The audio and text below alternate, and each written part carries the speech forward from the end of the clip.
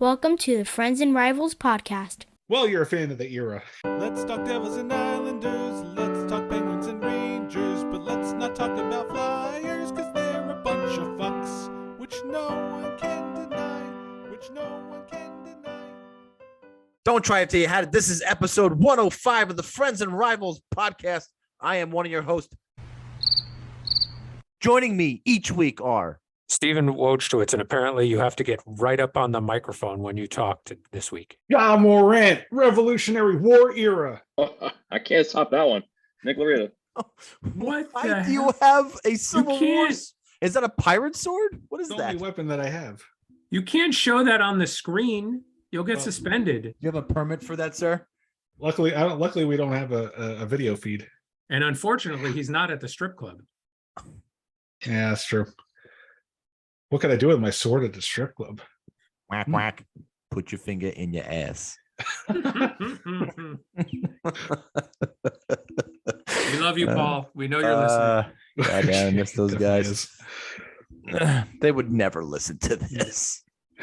Never in a billion years would they even stumble upon this. Yeah, no. Ever. All right, so what do you guys think of the competition in the NHL? Do you think teams have enough talent, or do you think it's watered down a little bit? I think it's pretty good right now. I think the talent's getting amazing. Yeah. I mean, what would you think if the NHL put 2 additional teams in the NHL? What's crazy about it is how competitive expansion teams are, how quickly.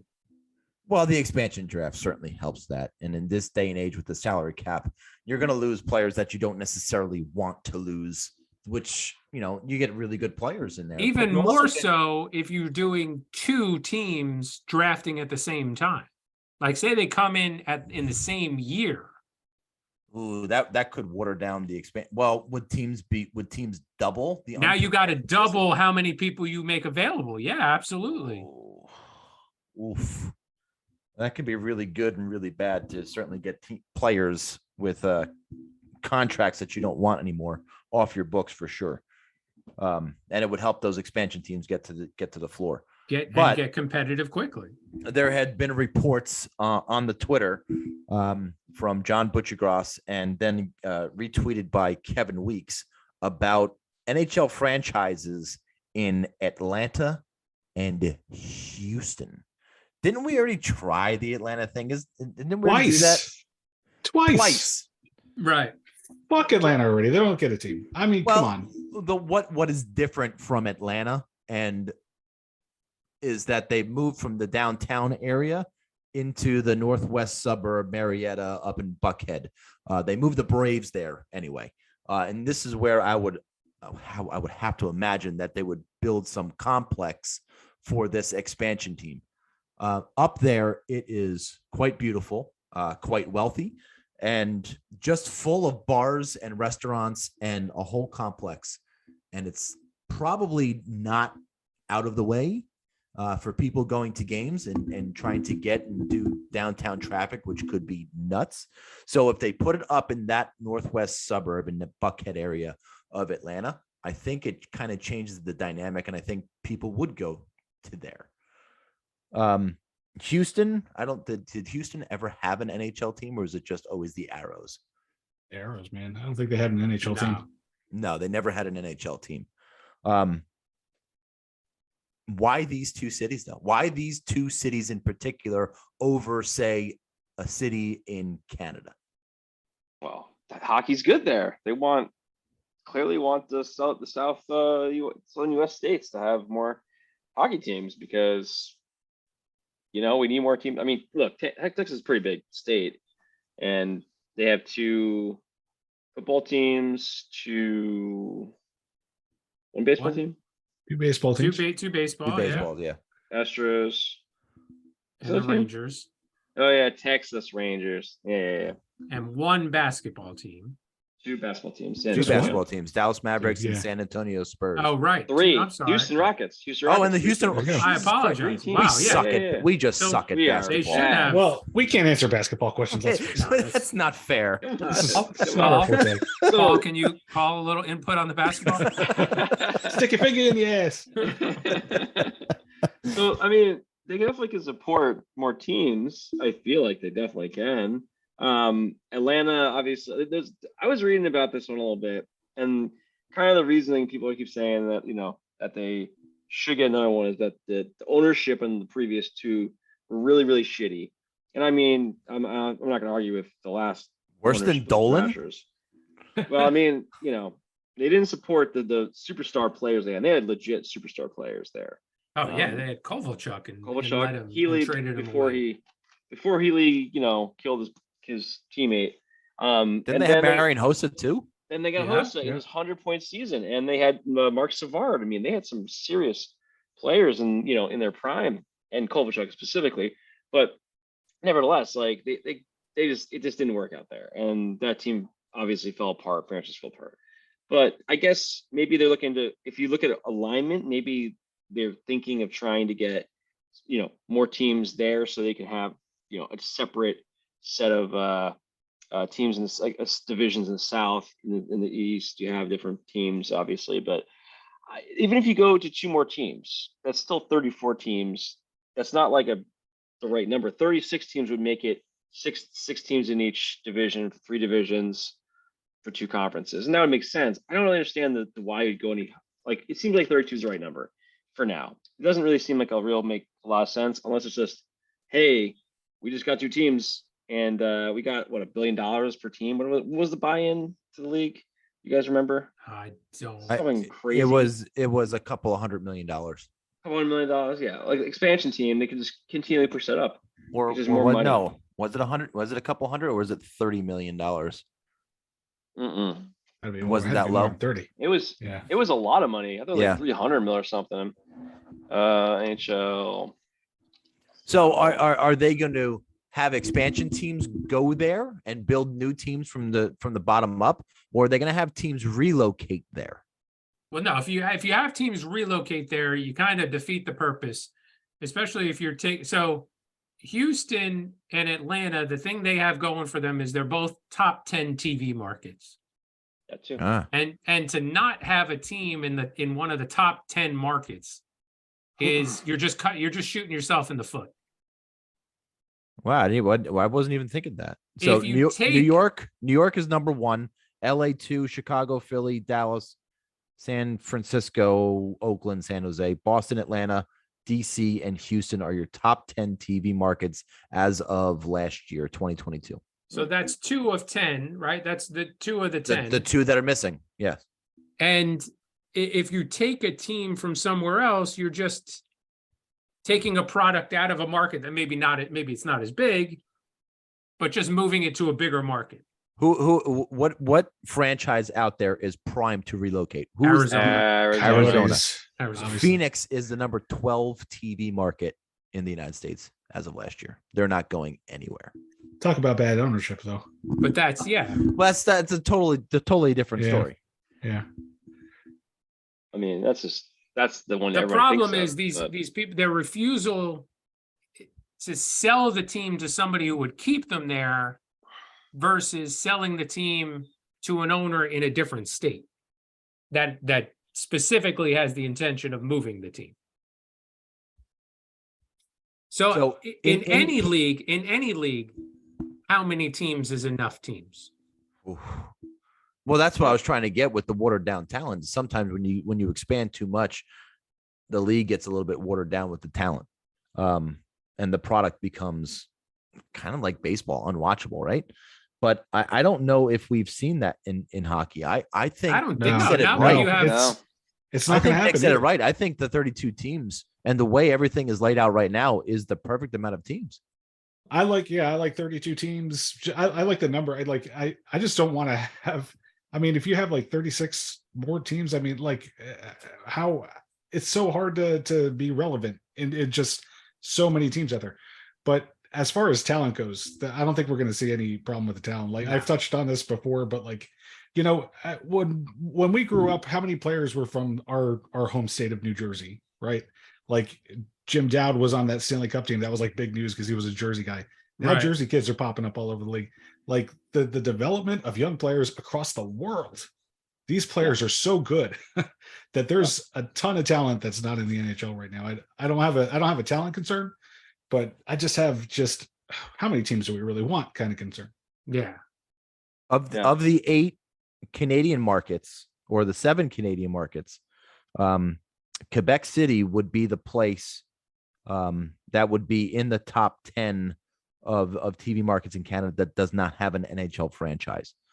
Toronto, Montreal, Vancouver, Ottawa, Calgary, Edmonton, and Winnipeg all have that. What makes does the 10th best TV market in the US outclass the 7th top TV market in Canada? No, but it's too remote. It's just they just don't want to go that far into the reaches of the great. But Billy, if you put a team in Quebec, you're guaranteed sold out crowds every single night. You're guaranteeing yourself tons of merchandise being sold, not just in the first year, but in years and years to come. With Houston and Atlanta, I don't know that you're actually guaranteeing yourself that. No, I 100% agree with that. Me personally, that's the first place I want to see another team is Quebec City. But I think that the fact that they have not addressed done that for so long, when it's been such a prime market for all this time, I just think I can only imagine that it's because it's too remote and they don't want to have to take trips all the way up there. Like, Edmonton's already too far away. I don't think they like that franchise very much. The NHL won't go away, but I just don't think they want to go all the way up there. You can make the argument that Vancouver's too fucking far away. I mean, right? It's basically next to Seattle, and it's basically right above. It's a reason why you would never see teams in Alaska, Hawaii, in those remote locations. You're never going to see that. Even with the you have to be NFL big to even think about putting a team in like London, about displacing a Florida team and putting them in London. Mm-hmm. You have to be, and the NHL is not even close to being that big. So seeing remote locations like that, what other locations in the US do you think would be good for an NHL franchise besides Houston and Atlanta? Hartford, Kansas City. Listen, we were talking Steve and I were talking about that before the show, on those two spots in particular, as well as maybe Indianapolis or like a Cleveland. Maybe it's not. Maybe Ohio is only ripe for one team, but you have other cold weather cities like Salt Lake City might not be a bad place to go. Well, Steve, what were some of the other ones that we talked about? Well, I threw out the fact that maybe Toronto could have a second team. Yeah, they certainly could. They certainly could support a second team. Is there a city in the U.S. that can support a second NHL franchise? Chicago? Does have one? Chicago? Could they support a second South Side type of team? Because getting from the North Side to the South Side in Chicago is just it's ridiculous with traffic. Is there another maybe city that can handle a second NHL franchise? Can Boston have a second team? No. But I think it's more to their points. I think that second team would be Hartford and move them down into Connecticut, even though it might be across the state. I get that. And Hartford from Boston is what, a 4-hour drive, 3-hour drive? Not that far. Now it's 2 hours? Less than 3 even. Yeah. Maybe 2.5. All right. I mean, if you're going to do if you're going to hit a market, you'd hit LA. And put a second team in LA, right? The second team, and it might not be LA that you're thinking about. It may be Sacramento, because that Sacramento TV market is within the top 20 of TV markets. But if you're going to go by TV markets that does not have an NHL franchise, the next one after Houston would be Cleveland. Yeah. Nah. Cleveland rocks. What are you talking about? They could be called the Cleveland Rock and Rollers. Portland, Oregon is Portland. Can we share the arena with the Trailblazers? Charlotte, North Carolina. I feel like there was a rumor not too long ago that the Trailblazers were leaving, Really? like that they were on the verge of leaving. Yeah, Well, did the Seattle Wasn't Supersonics leave? they are no longer. How long have they not been an NBA team? Can I let me think ask like that? two Do you know who- decades. I Do you think know about who 20 Ronald years. Reagan is? No, but I know who Sean Kemp was. Yeah, right after he retired, I'm pretty sure they were gone. He actually helped them pack up. What about Baltimore? Too close to the DC market. Just for I don't those of know. you, for those of you keeping track at home, 2008 was when the Supersonics left Oh boy. and became the Oklahoma City Thunder. Oh, what about Oklahoma City? So Oklahoma City, they could maybe be called the Bombers. Oh, too soon. I don't think you can call it the Bombers. Okay. Oh, boy. Just- Live's gonna have to write a song about our podcast now. So I think you're right though, Steve. Looking at the markets, I mean, that makes the most sense. Atlanta and Houston being in the top 10 in the TV markets that don't have a team. You know, Detroit, Phoenix, Tampa, Seattle, Minneapolis, Miami, Cleveland. Screw Cleveland. Yeah, I feel like that Sacramento is in there. Those are probably, you're right. Those two cities are the probably two largest markets without, yeah. and that might be the whole thinking is, hey, these are markets that could support a team, Well, you know, but if ESPN isn't going to promote the game, then at least you need to be in large markets. oh yeah, that's a problem. It's a real problem. I'd love to have an aside, like a quick aside on this, but man, I understand it's like certain personalities in ESPN's job to, just make outlandish comments that just get people pissed off and go on Twitter or whatever. But it is so counterproductive to have a personality like Stephen A. Smith just shit on hockey constantly whenever it comes up. Did he really? It's like- Listen, I don't watch a lot of You that. don't know this. Do you not know the story? I've been traveling a lot the past 3 weeks, so I do apologize for being kind of disconnected with a lot of things. What's the show called? It's like the First Take, is it? I don't know. It's I think whatever the their one. morning talk Morning show Take, is First on the Take, I think. TV. Something get up or something Get like up, that. maybe get up. Female That's host. with Mike Greenberg though. Mike Greenberg. No, this hosts is that. a female host and Stephen A. Smith, and then First Take. First First Take take. Yeah, and somebody else. So Michael And K. Kellerman. yeah. Max Michael Kellerman. K. Michael K. was filling in for Kellerman, right? For the day.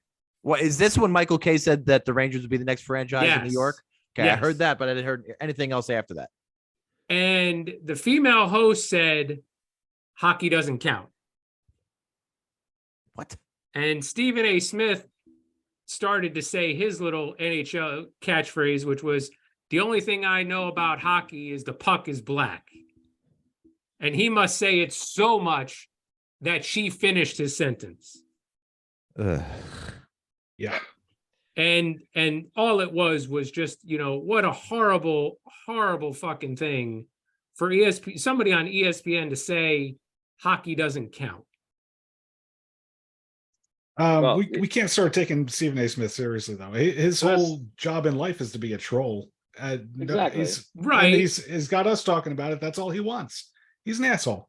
It is, and that's the problem, right? It's like if you're trying to promote the game, but then you got people bad mouth. Like it's not to say like if he's making crazy takes on the sport, like inside the sport, talking about games and making people think about it. That's what you want. That's what he does with every other sport, but hockey. Instead, he badmouths the sport, and that's counterproductive, especially when he's the biggest talking head on Right. He's planet, really. the highest paid ESPN personality. Ugh. And it's not Yeah. like they just got hockey, right? This Correct. is the second year. They're paying what, $400 million to have the sport on their networks and streaming rights. Yep. Tell the guy he's got to learn a little bit about hockey. I thought he was all talking up about hockey and getting up and learning about it last year. Didn't he start doing that? Well, I guess I Yeah. got to learn hockey now. And he But Yeah. he didn't. He clearly doesn't like hockey. He's clearly got a vendetta against it. And that's, I mean, it's clear as day, right? It's It's not like they're even saying, "Hey, Stephen A, you gotta, calm it down a little bit." And they're like, "Whatever, dude. You make us all the money, so stay really how you want. Just don't Do whatever you want. Right. Don't diddle little kids, and don't cheat on your wife, and you're fine." At Well, least in those are public. two very important things, Nick. I Yeah. do agree with that. I don't know. That's basically it, though.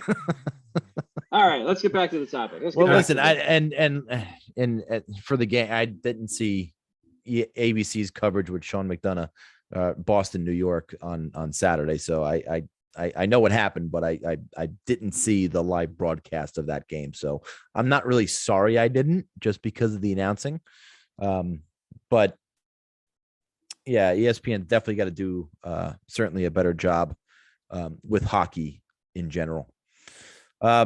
So I think I think for the TV markets, I think Atlanta and Houston are certainly the right markets to go into if the NHL was going to expand. But as Nick said, are they going to expand, with two more teams, a couple of years after that? Or is this a slow build to 2030 and 4 more expansion franchises in the NHL? Time will certainly tell on that one for sure. What do you think they're going to name those two franchises if it's Atlanta and Houston? Atlanta Fire. Wow, they the did that already. Blaze. Didn't they do that already? They did the Flames. The Braves? They were the It Flames was the before. Flames, right? It was the Flames. Yeah, Yeah. Atlanta Flamin' Hot Cheetos. The No, Braves. Nick, I think No, the Braves is taken. The Braves is I taken. think Nick hit it though. The Atlanta Fire. Well, that'd be great. That would be awesome. But what in Atlanta says fire? I don't know. Atlanta Coke People burn Zeros. place down. Ooh. What is it, Bill? The Atlanta Zeros? Coke Zeros. Coke Zero Ooh. sugars. It could be this. Would be a Atlanta- huge for sure. What about Houston? Houston bang on the cans? That'd be a good one, right? Houston Cheaters. Oh yeah. Another fucking Houston franchise. Ugh. Yeah. Ugh. All right, let's switch it up and take a stroll down memory lane a little bit. So Steve took a couple of screenshots from November 15th? November 14th. of the standings, and even back then the Boston Bruins were number 1 in the NHL, only 2 points ahead of the Vegas Golden Knights. But not a lot has changed with regards to the Atlantic Division. When it comes to let's do divisions. When it comes to the Atlantic, you had Boston, Toronto, Tampa, Florida, Detroit, Montreal, Buffalo, and Ottawa. The top 3 teams are still the top 3 teams, but now Buffalo, Ottawa, Florida, Detroit, and Montreal. So, it's tough. This was the beginning of the season. A lot of teams didn't know where they were. They were only at most 17 games. 15 to 17. 14 to 17 games in. Yeah. I mean, Christ, even the Islanders were good back then. Oh boy. Well, if the season had ended back then they would have been like, "What the fuck? Why aren't we playing 63 more games that we had on our schedule?" Well, they played 17 games. The Islanders already, though, were outpacing everybody else with their games in hand. Right? Yeah, they had Everybody played had the most 2 games. games in hand pretty much on them. Wow. So it was New Jersey, the Islanders, Carolina, Rangers, Philly, Washington, Pittsburgh, Columbus. So Pittsburgh has certainly made the biggest jump out of any of those teams in the Metro for sure. And the kind of Devils are close to Devils are to where close they to were. Carolina. There's only two, Yeah. only 2-point difference between the two. Everybody mocked me when I made that trade with Tom, Pittsburgh for Ottawa, and now Ottawa's got 1 more point since then than Pittsburgh does. Do they really? Yeah. Have you been tracking that? Of course you have been. Why? What am I? Why would I ask such a stupid question? Me, check my math. It's good. Over in the West, who gives a shit? Who cares? We were talking about this a little bit before. What team out in the West actually scares any team in the East? Is there one team that you don't want to play in the West? Who is it? Nick, who is it? I guess Colorado. I mean, they're the only team that. Listen, they won last year. If Kale is healthy and the team can put it together, they're the only team that's realistically a problem. I don't think Vegas is good enough. I don't think Dallas is good enough. I don't know. I think those teams are all they're not that great. It's like you have a top tier of teams and all of them are in the East. And then there's this drop off, then you have all the rest of the teams for a bit. And legit, Carolina, Jersey, Boston, and you can make the argument Toronto and Tampa are right there, Rangers, but so that's 6 right there. That's 6 I of feel the like- top teams in the league. And the Rangers, I put them in there because they tooled up. They don't have the points right, if you look at their standings, but they added Tarasenko, who I thought was the best of their additions, and obviously Kane. But they've already have the pieces to win the cup if they put it together before the playoffs. Tampa obviously has been in the cup finals 3 straight years. They didn't fall off that much. They're built for the playoffs. And then you got Toronto going all in. And you have Jersey. And then, to be honest, I think Boston, league of their own, Carolina and New Jersey are like the clear second tier teams. They're just really, really good. But neither have really had the success yet in the playoffs. So that's their only big challenge. Winnipeg. So again, getting back to the original question that Nick just totally went off of, Winnipeg is the only team out west that scares me. And it would require them to all play good at the same time. And I don't think they've ever really done that.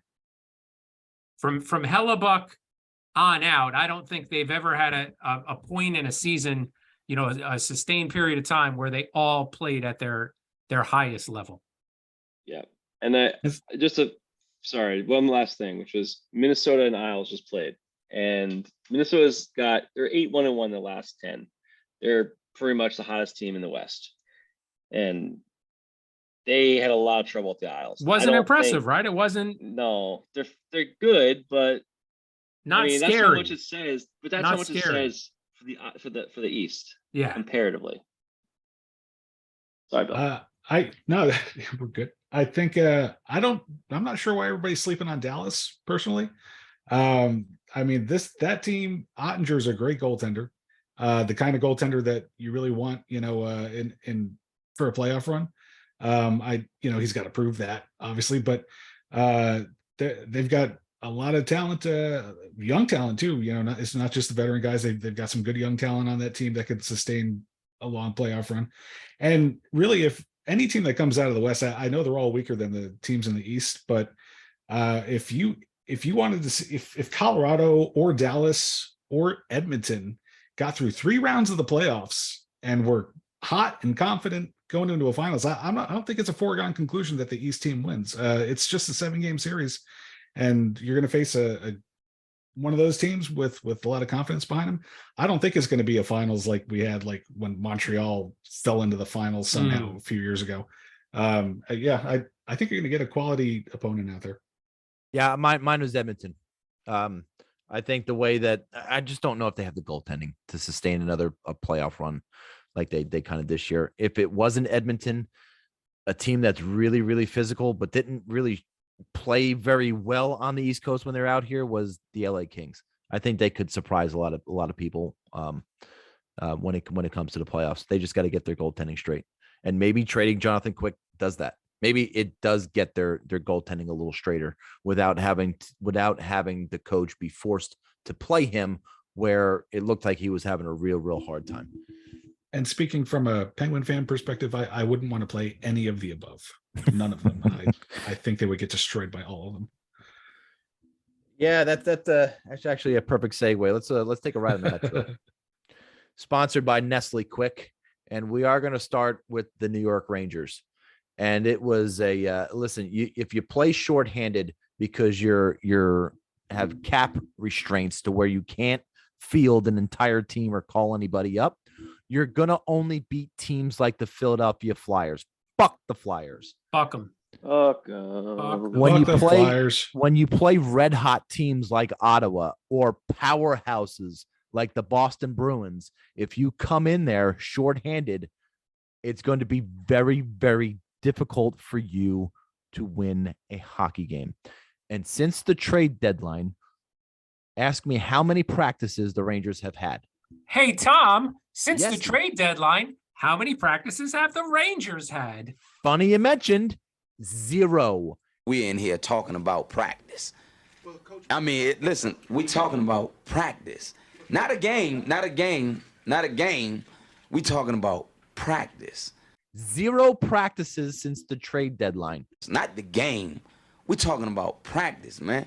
To get your team to gel or anything else. And look, I get that rest at this time of the year can go a long way. But if you play a Saturday afternoon game in Boston and you've played 3 and 4 nights and what was it, 3 and 6, it might have been, if I go back to prior to the Ottawa game. No, it was they played LA on that Sunday. So they had a large LA. They had a large break, 2 straight days until they played in Philadelphia on Wednesday.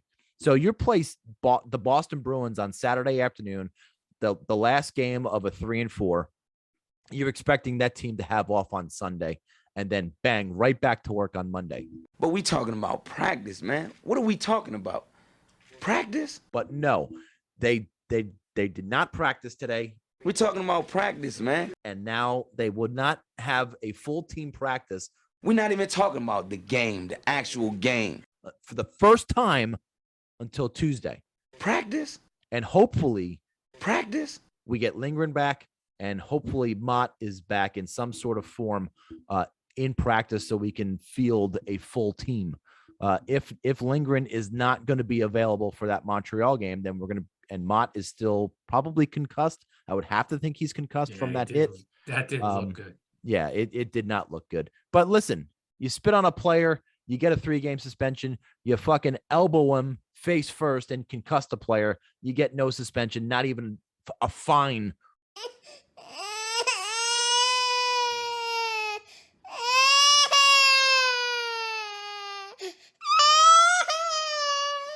From the league. So Ruben knows that. I think the player safety has their head on right, and they are doing a bang up job. Way to go, guys. Super duper.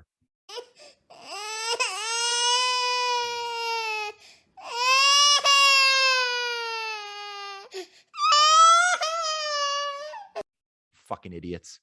But listen, if you want me to explain and tell you if nothing is working, I can do that. But I'm not going to, because I don't know what this team is. I have no idea. I just know that they have a lot of superstars, or they added a very large superstar to their team that may or may not be over the hill, that may not be able to be back checking, or maybe doesn't know the system quite well yet.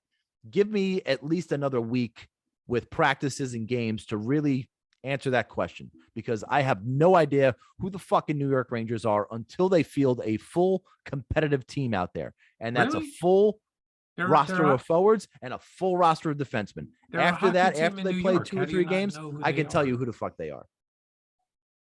What's that? How do you not know who they are? It's a hockey team in New York. How do you not know? Yeah, that is funny. That is hilarious. But listen, this week the Rangers got plenty of tests, and they're all on the road.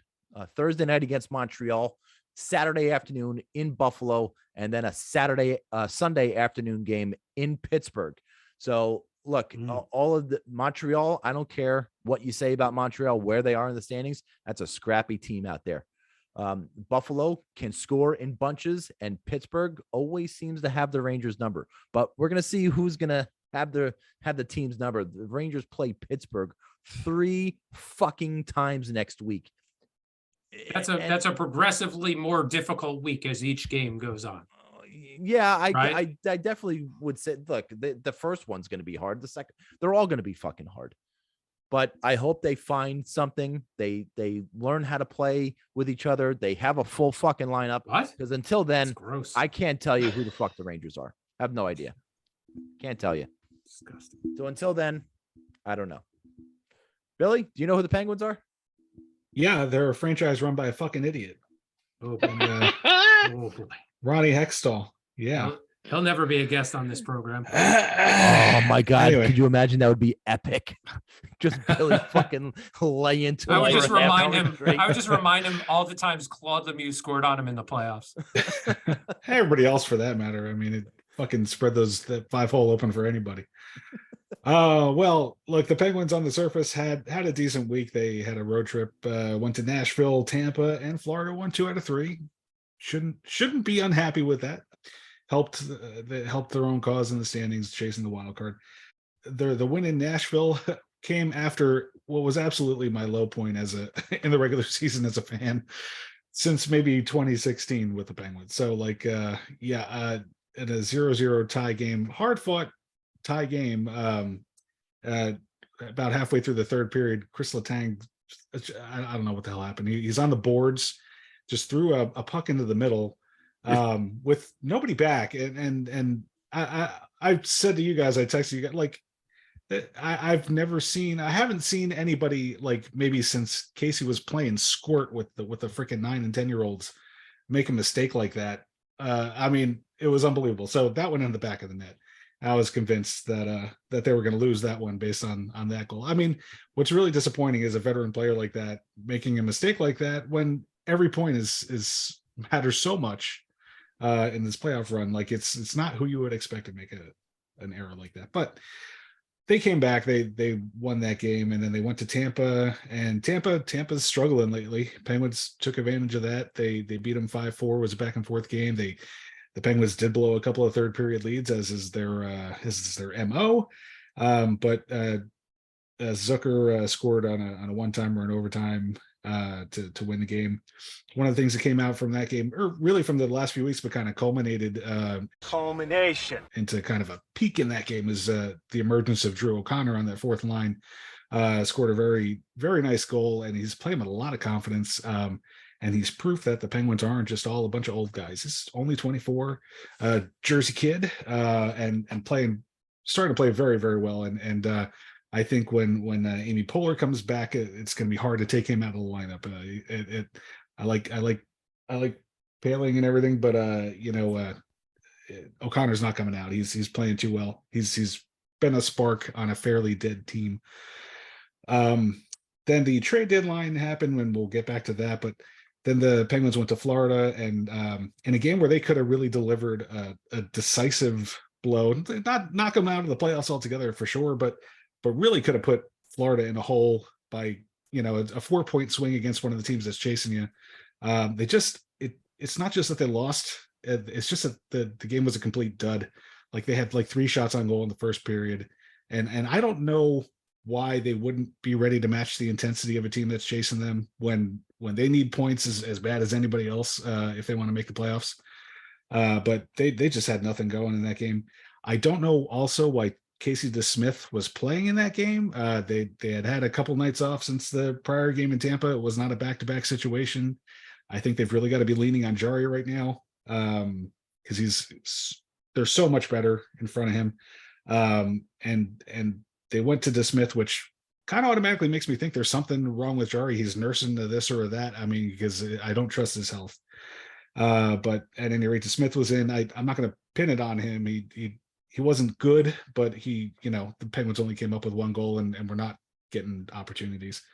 But at any rate, that was a disappointing game that, and reminds me of how they played a couple of games with the Islanders a couple of weeks ago and had a chance to deliver a couple of shots to one of those opponents that was chasing them and didn't come up with a single point despite leading those games even in the third period. So I just don't think this Penguins team has any kind of killer instinct. But I guess at the trade deadline, our hero Ron Hextall tried to address all that.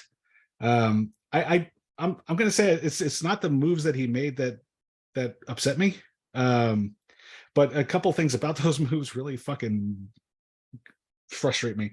I don't have anything against any of the players he brought in. He brought in Michael Granlund, obviously.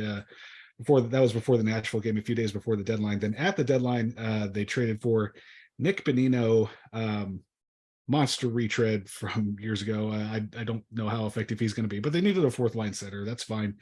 And they brought in Dmitry Kulikov to play on D, and and I guess ideally make the Penguins a little bit tougher to play against. I think that maybe incrementally improves them. I don't see any of these as like a big move that's going to put them over the top or make a huge difference. But the one move that he didn't make was address the goaltending situation, which I've been going on and on about for a while. At the very least, Casey DeSmith can't be your backup if you're going to have to bring him in. On days when Jari's supposed to be rested, if you got to go to him, then you're in trouble. If he's got to play big minutes and big games, then the Penguins aren't going to make the playoffs. And I don't trust Jari's health, and I really would have liked to see them shore up their at least their backup goaltending. If not, trade Jari altogether and bring in a new starter. But not only did he not do that, but the Kulikov thing made me really scratch my head, because what the fuck? He didn't trade one of the 9 defensemen that he already had. We have 10 fucking defensemen now. And this is another thing, if you've been listening, you've heard me go on and on about this. How the hell could you fucking look at yourself in the mirror and trade for another defenseman when you had 9, way more than you needed at the start of the season? So you're telling me that the 9 defensemen that you assembled, like, you needed to improve on that? Like, you had fucking 9. How about just getting like 6 really good ones? Like, what the hell? So I don't know. Ron Hextall, I wanted to give him a chance because I trust Mario. I trust who he's hiring. And even though I never liked Hextall, as a player and everything, I was gonna look past that until he proved to me what he could do. And now I think that we've seen enough.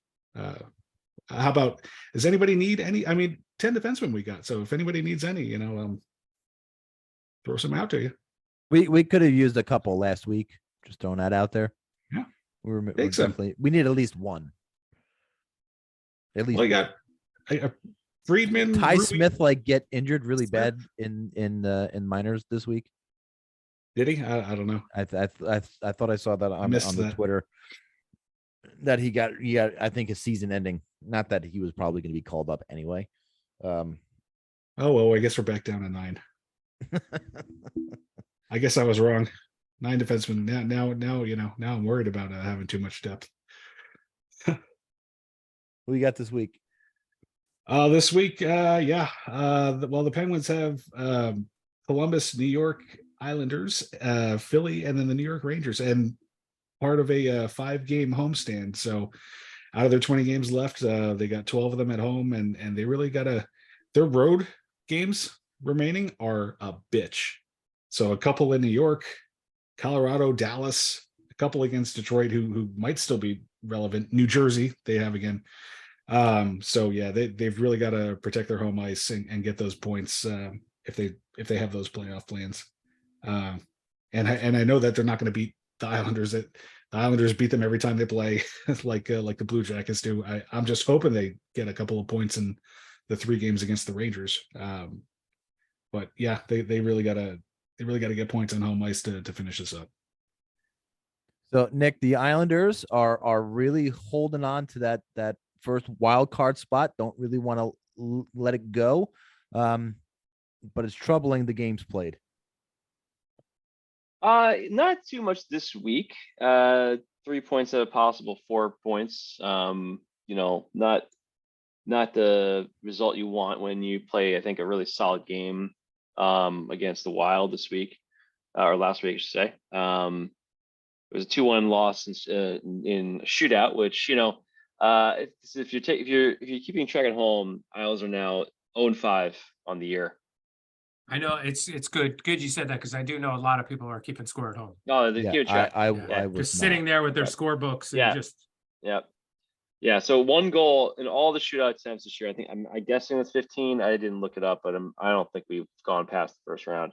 I think I saw the goal too, and I was excited because we scored a goal. And you're like, yeah, and that team scores 2 in that same one. So yeah, it's been not great, but the game was great. Both goalies were outstanding. Gustafsson was really good for the Wild. Sorokin was on he keeps the team in every game. It's just ridiculous.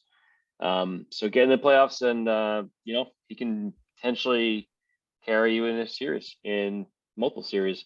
Of course, in the game against the Wild, Ryan Reeves scores his first goal of the season on a just wacky, knocks the puck out of midair on a backhand, falling over puts it in, and probably a highlight goal for him for the year because he probably won't score again.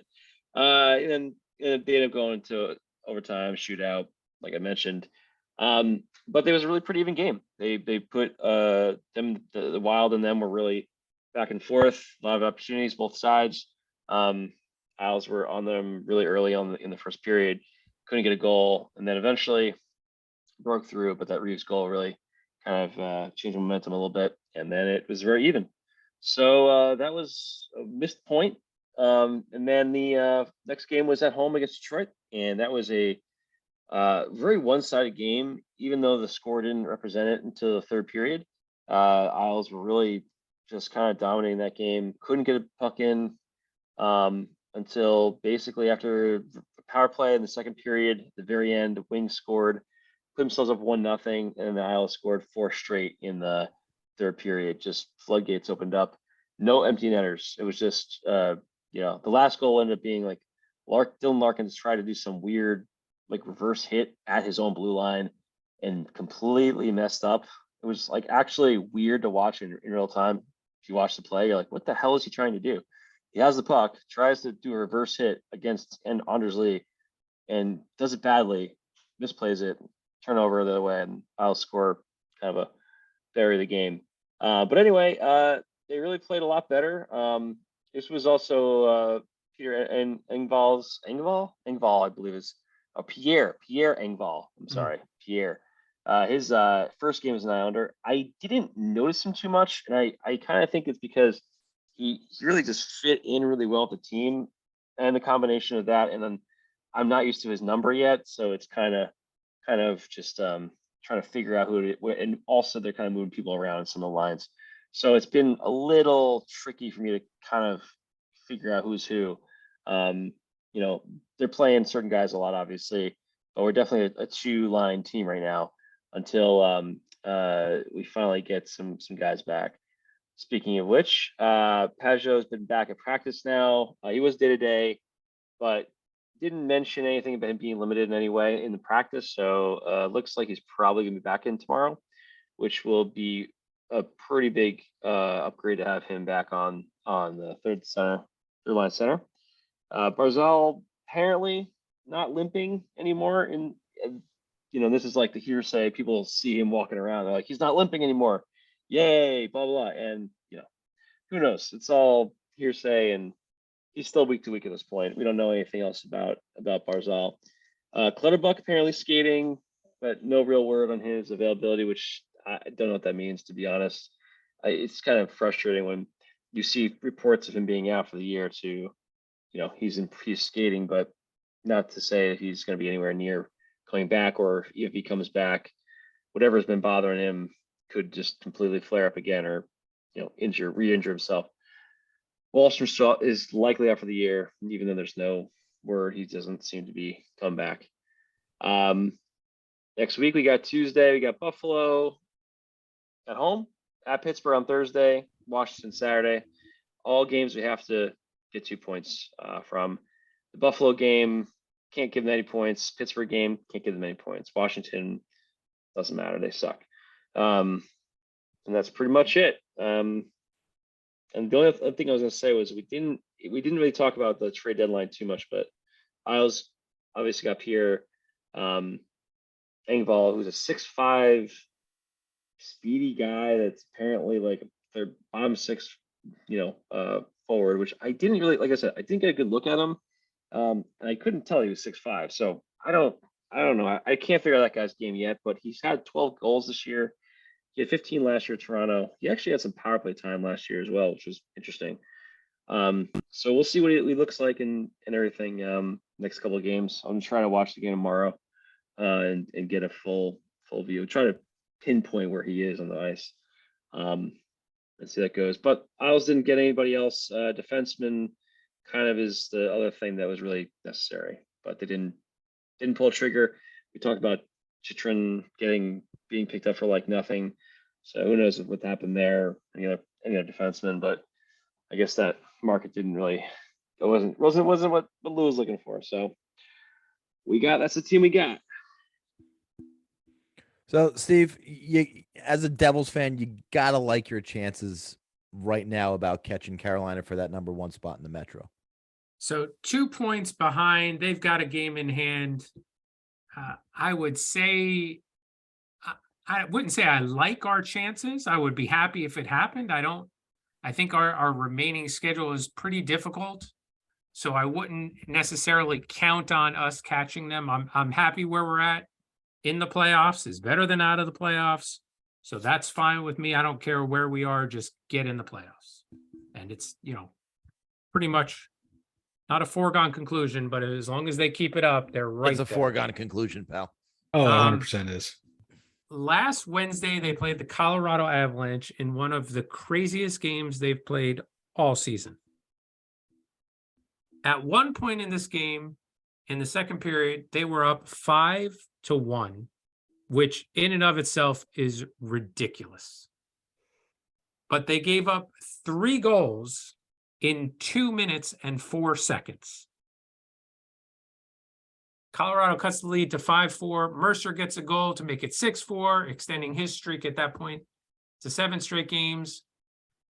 The Avalanche scored 1:26 into the third period, and Ruff pulls Vanacek. I was kind of surprised he actually started the third period.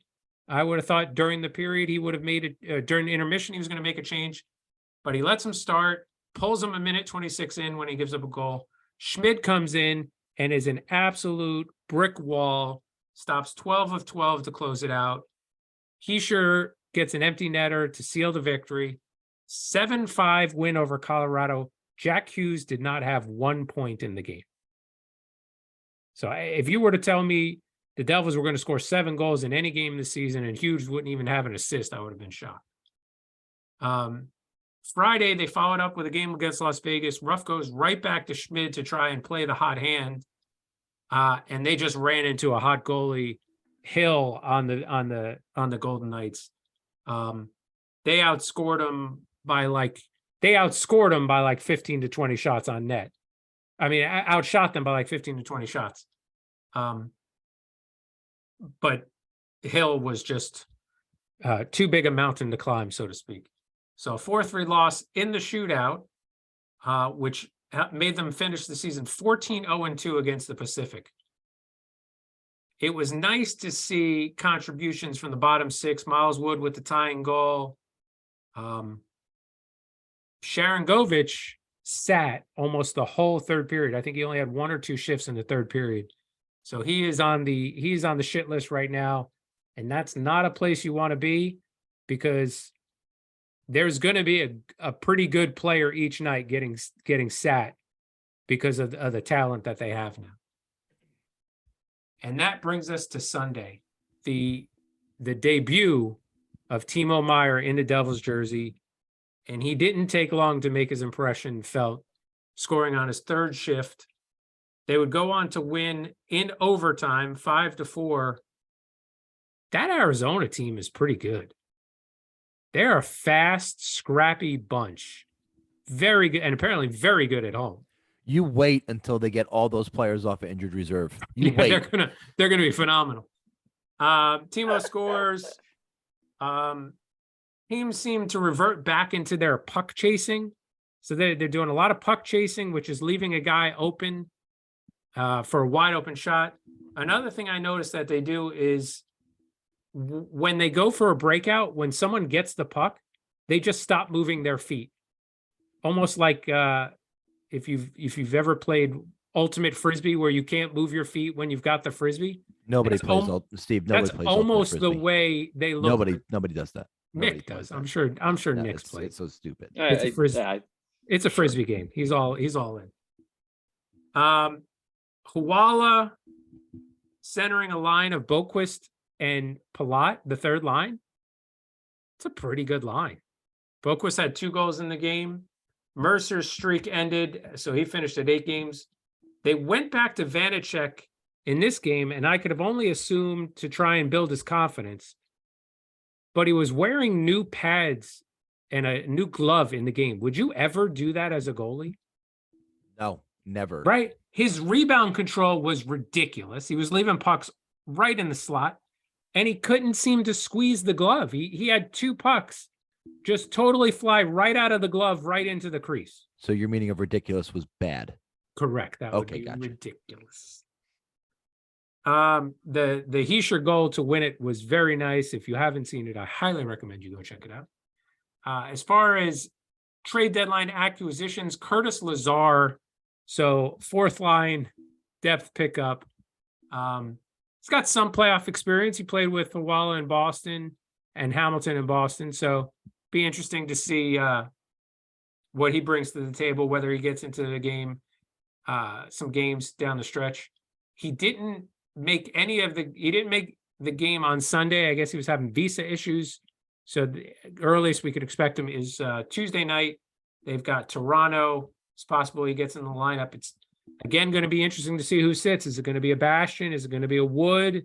Is it going to be a McLeod? Do they shit Sharangovich again?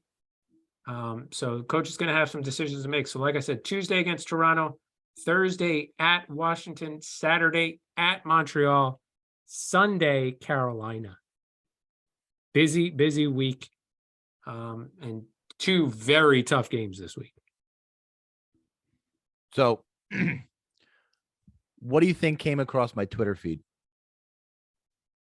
Top and bottom TV ratings for US-based NHL teams. Was it the Heischer goal? No, through January 13th. What is it? Say it again. Give me the top 5 NHL TV ratings in the US. We're talking. These are teams. These are teams. Teams. Give me the teams. Rangers. No. Bruins. They were number 4. Wow. Penguins. Penguins number 1. No, I'm not saying that. What? I was gonna say Chicago, and I'm like, really terrible. No, they're horrible, Nick. Normally, yes, but no. If you look past the past decade, yeah, you'd be right on. For Philly's sure. shitty, so I'm not going to say Philly. Fuck the Fuck Flyers. Flyers. Seattle. Nope. LA, Nope. Vegas. Nope. Minnesota. Number 5. Washington. You're missing 2 and 3. Not Washington. Toronto. US based. I thought you. Oh, Yes. sorry. I'm based, sorry. US Oh, based, my yeah. apologies. No worries. I can't wait to listen back to this podcast. Tampa. Nope. Dallas. Nope. Columbus. Houston. Atlanta. It was Atlanta. Holy shit. Is this trivia with Bill already? Buffalo and St. Louis. Buffalo. Oh. St. Now- Louis. Hey, Conversely, Lewis. give me the bottom 5. New York Islanders. They were 4th shittiest. I'm gonna go Columbus again. No. No. Chicago. No. Arizona. 2nd shittiest. 2nd shittiest. Florida Panthers. Nope. Anaheim Ducks. 1st shittiest. Wow. So you need the 5th shittiest and the 3rd shittiest. Nashville. Nope. Dallas. They're both gonna fucking surprise you. Florida. No. New York Rangers. Nope. Damn it. What we said before? Did somebody say Vegas? Was not Vegas. Seattle. Nope. LA. LA.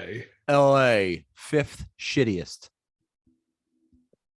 San Jose. No. Philadelphia. Fuck the Flyers. Fuck No. the Flyers. Carolina. Nope. Washington. It's what you would expect for a team this good where they should be, or where they're maybe not where they should be, but where you would expect them to be. So we're looking at I probably bottom would have guessed feeders. this team already. All right. Well, then who the fuck is it? Just New tell us. Jersey Devils. Oh, thanks, asshole. 3rd shittiest. But it's unbelievable with the amazing season that they're having. Why are they the 3rd shittiest? It's national. It's a national rating, no? TV ratings for US based NHL teams as of January 30th, according to the Nielsen Media Research. Bottom 5. Devils were 0.27. It's unbelievable. So they wanted to have Scotty Niedermayer's number. It's That's why. 250. It's 270,000 people. Is that a lot? 270,000 is, I would think that's a lot for the Devils. Yeah. Even being a close to one of the best teams in the National Hockey League, and you have the third shittiest fucking Nielsen numbers. Oh well. They can only watch Ranger games. Yeah, Jeez. nobody's watching fucking hockey in Southern California either, because the fucking Kings and the Ducks combined have 400,000 fucking viewers. So it goes to show you, in those large markets, and New Jersey, the Islanders and the Kings and Ducks are in the two top markets, TV markets in the NHL. And they are. I would be interested to see unreal. that list over the last 5 years. Is it consistent? Yeah. The same markets? Because I bet it would be. Yeah, it just came across my Good for my you. Twitter Yeah. feed. So you just I thought it'd fucking, be it's funny. because the Devils were in the bottom. You just wanted to bring it up. I was Like you're a fucking surprised that they asshole. were. No, I was. No, you're Yes, a fucking asshole. But I was surprised that they were in the bottom. I was more surprised that the Kings were toward the bottom and where they were, than maybe more than the Devils. But And I'm surprised that Steve didn't take it in the spirit that you intended. It's so shocking. It's so shocking. Who would have thought he would have gotten all red ass over this? Not me. And now it's time for trivia with Bill. Yuck. Now this is the wrong Bill.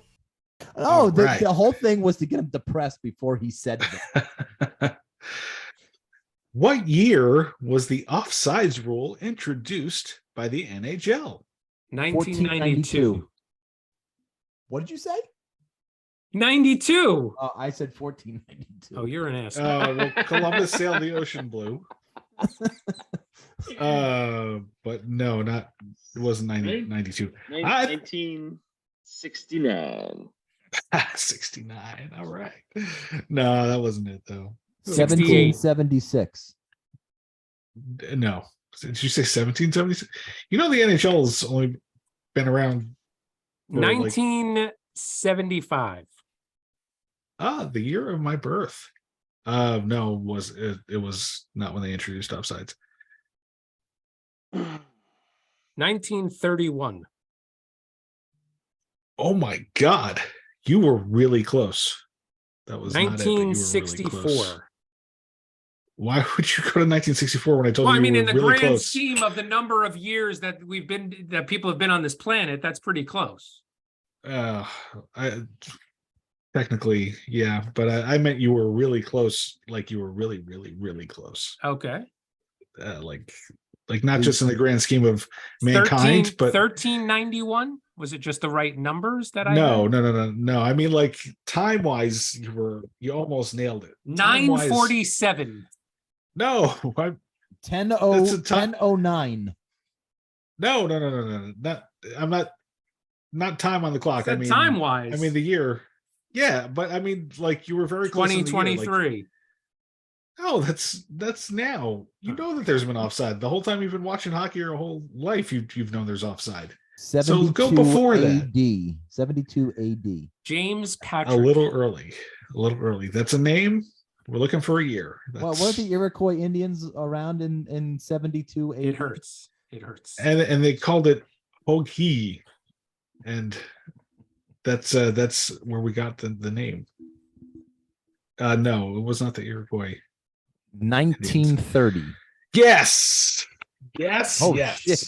Nice job. That was quick. God damn it. Well done. Whew. Well done.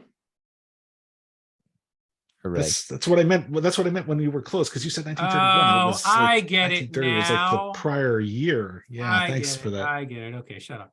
And now it's time for impressions with Nick. Fucking great. Ladies and gentlemen, the Friends of Bravo podcast. You're ready for the fastest 2 minutes of this Type 45 show. It's the 20 questions power play.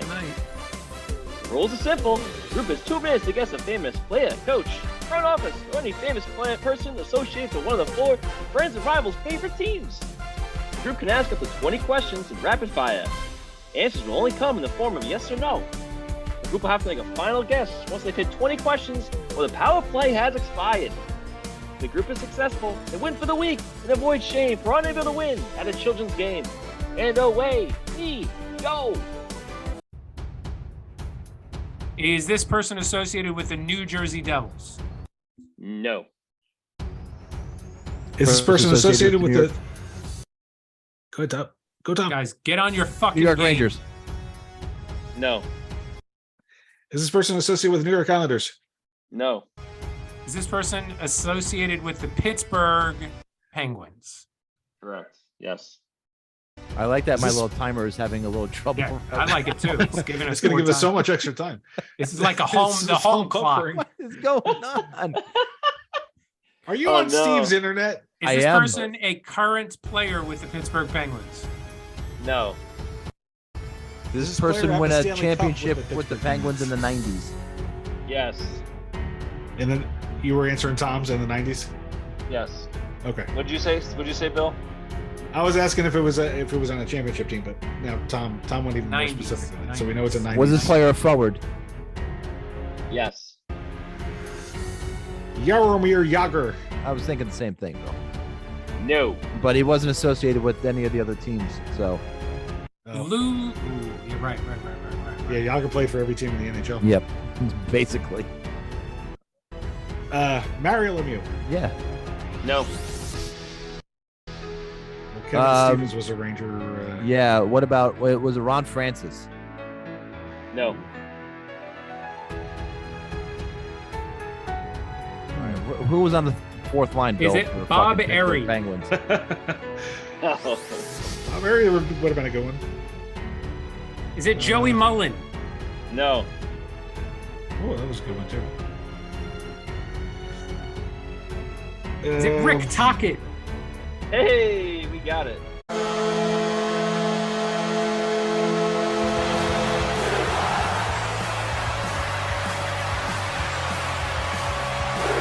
All right. Well done. Remarkably, there was a minute 40 left on the clock when I got it. Time, there we really? were just traveling through time right there. Oh man. Mr. Rick Tocchet. He was drafted by the Flyers, 121st overall Fuck the in Flyers. 1983. Fuck the Flyers. Won a cup in 92 after he was traded to the Penguins from the Flyers. Won a cup as an assistant coach in 2016, 2017 with the Penguins as well. Played in 4 All-Star games, and the reason he's on tonight is that he scored a hat trick on this day in 1992 in a 7-3 win over the San Jose Sharks. He's a shitty Wowzers. fucking former Devils assistant coach. Wowzers. Hey, Steve's All not a fan. No. What gave it away, Bill? All right, let's go to this date in Steve's stomach. Oh, that feels better. Brought to you by Coca-Cola Zero Sugar. Round here, we're saving calories. Round here, we all look so lean. Round here, we enjoy Coke Zero, but sacrifice flavor, no. Round here, Coke Zero's the way to go.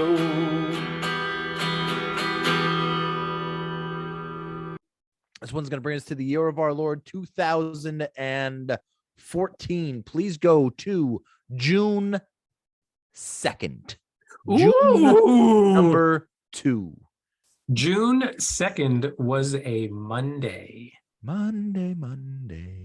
Lunch, because we skipped breakfast, Skip breakfast. was half of a cheesesteak. You skip breakfast, you gotta have the whole cheesesteak. I don't understand. Really? Salad on the side, Oh, healthy. So good. Well, no, it was Caesar. Relax. and a can of Coca-Cola Zero Sugar.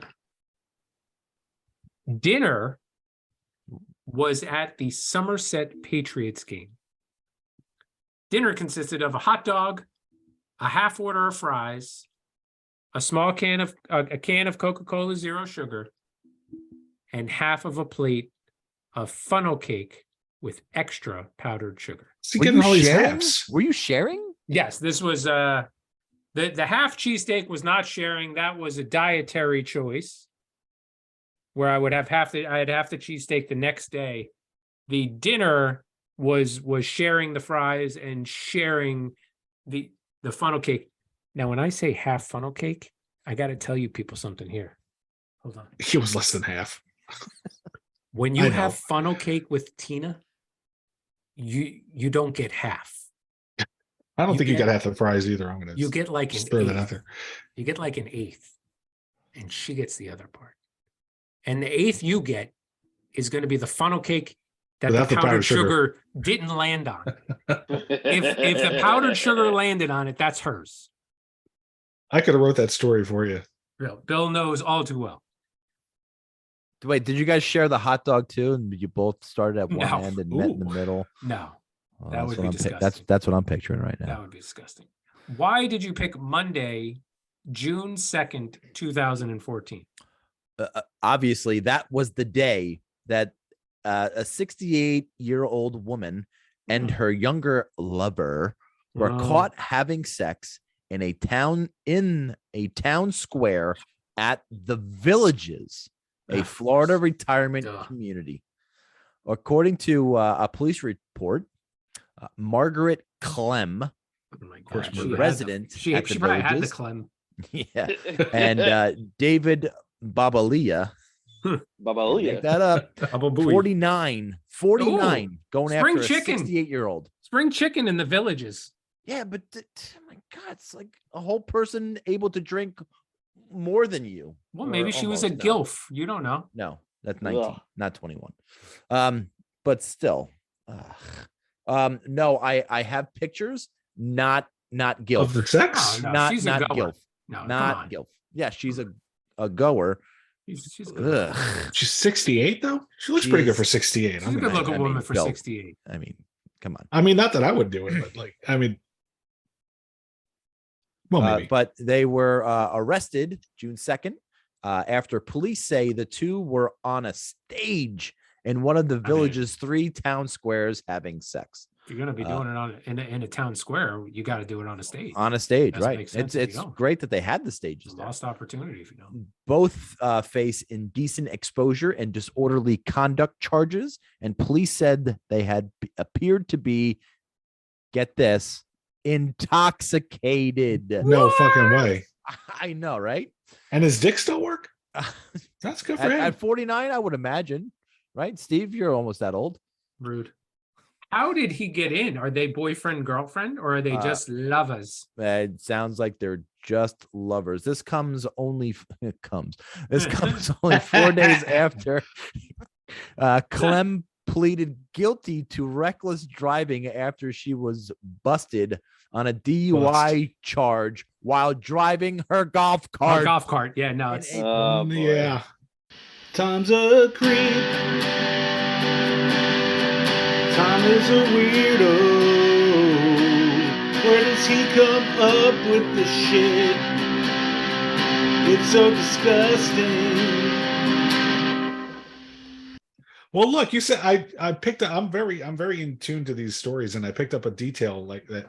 You said they have 3 town squares there. Like, obviously, one of them should be for fucking. I mean, you got all those old people around. What do you need 3 town squares for? One of them should be like a sex, just a sex location. From what I hear, the STD rate in the Villages is astronomical. how many barbershop quartets could perform at the same time, really? So yeah, the third one just should be used for something else. Thank you. I mean, they're not playing ultimate frisbee at that age. You're Nick, gonna break a hip. Nick, do you think you will? Potentially. Depends if I'm still upright. They have a Wait. senior league. Without Viagra, or are you talking just standing up? I think I Yeah, don't think you need same Viagra time? for ultimate frisbee. You I need mean, Viagra yeah. for anything. Well, if you want to catch it on your wang, then yeah. I don't know if you know what Viagra is for, Tom. Wait, do they use like the open frisbee, right? The fucking No, thing? the whammo? No. The Yeah, whammo. so it's like a really far ring toss. I mean, Oh my god. you could do that. you know, That's one guy incredible. stand with, yeah. Hole That's in it. one. Listen. I think we found a sport that we could that we need to do. We need to market this sport. The Viagra. Viagra ring toss. Well, it's sponsored by Viagra. First off, Yeah. you don't necessarily need to. You just need to get it up. That's it. I That's all could that's just involved. imagine in a couple of years we're going to be reading a story about Tom getting arrested because he and Lauren went to the park and played this ring toss game. It's a great idea. And it's gonna catch on. I'm telling you. They're gonna have like posts with just a penis on it, and you have to try and fucking get the whammo on it. Your wife's on my whammo. All right, that's gonna do it for us this week.